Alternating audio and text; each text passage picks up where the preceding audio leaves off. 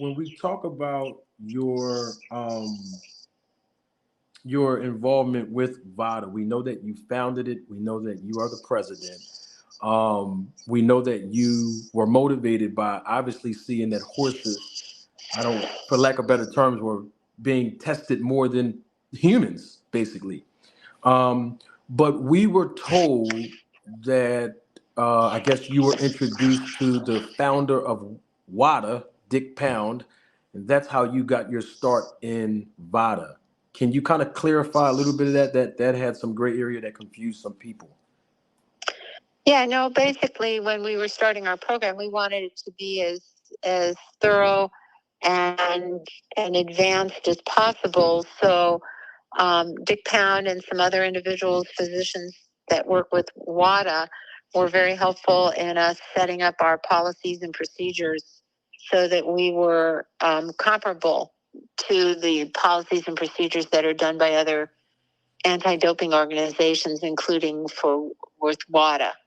So that's basically how we started some time ago. Yeah. So we do know that obviously WADA has the accredited lab, and WADA's code and standard and protocol is the basically the standard. We also understand that VADA, you all outsource the work for the DCOs.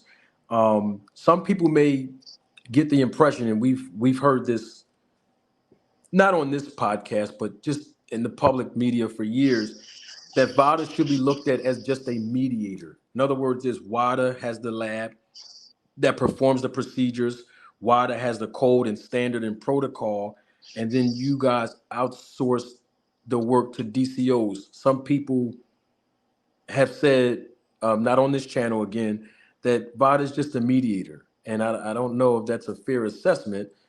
How do you respond to that, Margaret? I don't really understand the term mediator, but basically what we do is we subcontract to a doping collection company that's pretty well, I'd say they're worldwide and well respected, that has certified doping collection officers through WADA that have taken those courses and are highly trained. And then we use only World Anti-Doping Agency accredited labs. So we don't adjudicate results. So if you want to say that we're I don't know about the word mediator. It doesn't make any sense to me. But bottom line is we act as the fulcrum, so to speak, so that everything can be carried out. So I'm not really sure what you're getting at, but No, the bottom line is that was a term, Margaret. That was a term that was listed online. Yeah, I don't. Well, I mean, I guess basically you could say that in a way. I mean, that's kind of what a commission does.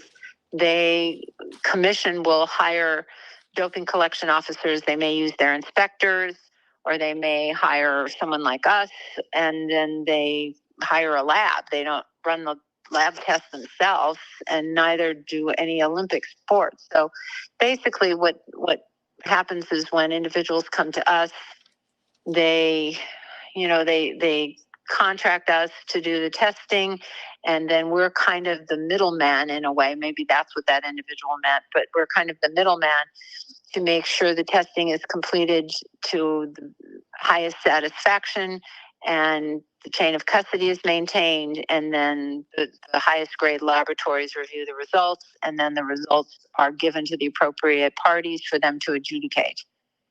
Okay.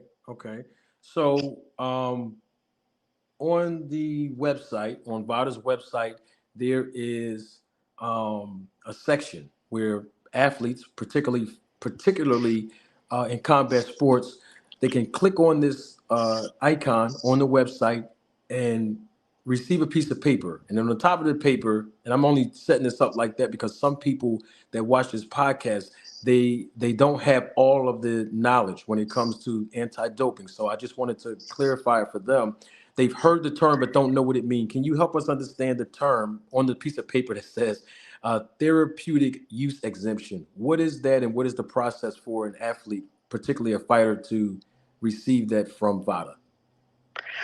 So basically, that pretty much exists with every commission and every sport, I would assume, is that if someone wants to take a substance that's prohibited, they can apply for an exemption to have permission to use that substance. And so in order to do that, they have to fill out that form. And then once we receive that form, they have to submit medical documentation as to why that prohibited substance is absolutely medically necessary and that there's no substitution of a non-prohibited substance. And then we have an independent physician review that and make a determination on whether or not that substance is permitted. And if it's not permitted, then they can't be in our program if they believe that that's absolutely necessary for them to take. Right. You know, because we're kind of a voluntary program in the sense that they don't have to be in our program.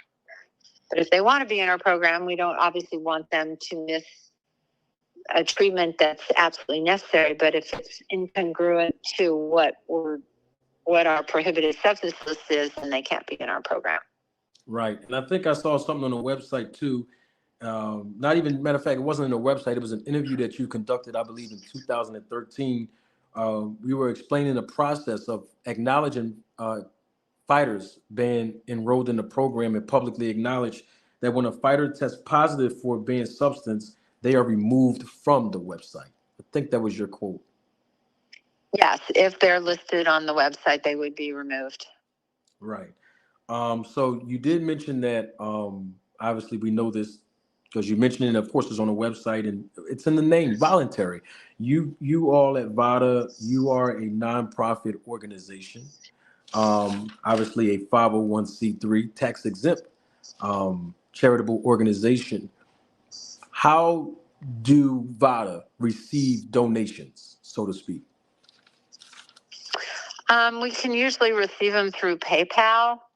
That's probably the easiest. We also accept donations that are directly wired to us, but technically through PayPal is probably the easiest.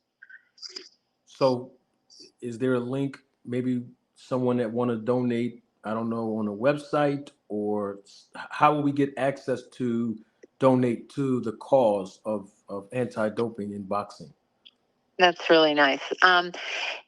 Basically what I would do is whomever would like to donate, and like I said, it would be considered a tax-deductible donation. They can contact me directly at vada-testing.org, and depending on where they're located, I can tell them how it would be easier for them to do it, whether it's on PayPal. We're on PayPal as VADA, or the Voluntary Anti-Doping Association, or it can be directly sent to us via check or wire. It just depends on what the individual has. We have some individuals that send us on a monthly basis through PayPal. So it depends.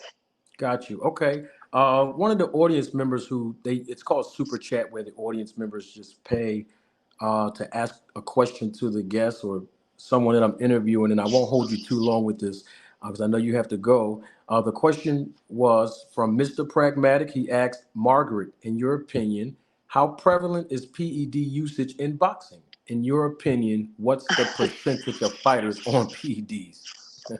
I don't have a good answer for that. I would say that probably 30 to 40%. I know other individuals maybe think it's higher. It just depends on, your frame of reference, obviously, because this is the so-called business that we're in. We think it's pretty high.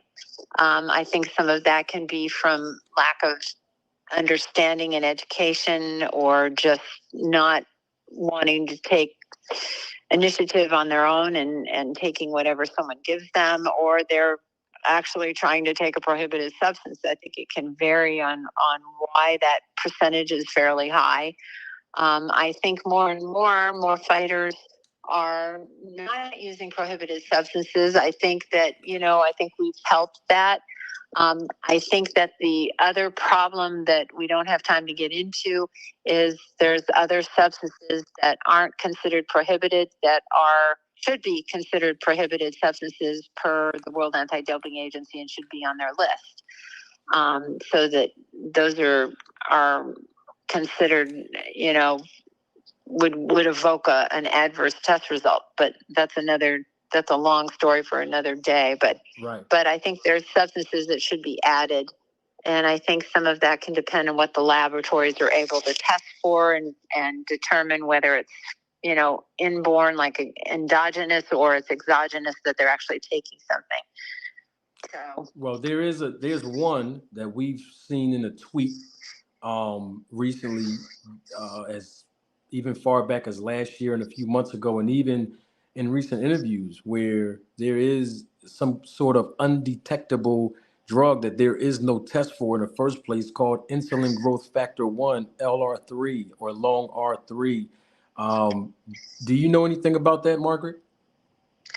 well, the only thing I can tell you is that it would be nice if that was something that would be able to be tested for. But once again, we're bound by what the lab capacity for certain testing is. And they can test for one of the components of that, but not all of them at this point in time, although I'm sure that they're trying to investigate being able to test for it, even though it's prohibited. So just for clarity purposes, a banned well, it's undetectable, but so IGF-1 LR3, there is no test for it, and it's undetectable, basically. To my knowledge, yes. Yeah.